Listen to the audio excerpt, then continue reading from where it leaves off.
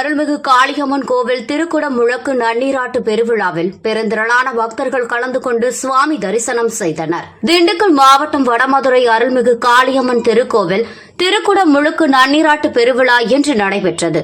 இதையொட்டி திங்கட்கிழமை கணபதி ஹோமத்துடன் பூஜைகள் தொடங்கின.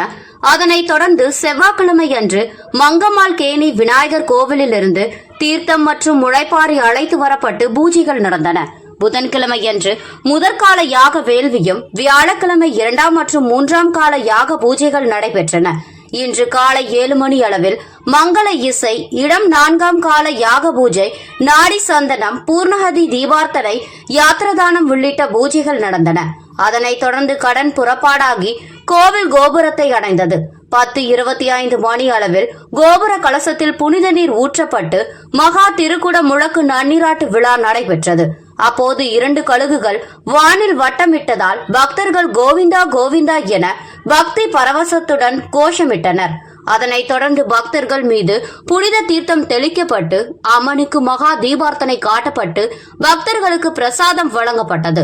அதன் பின்னர் விநாயகர் கோவில் அருகே பொதுமக்களுக்கு மாபெரும் அன்னதானம் வழங்கப்பட்டது.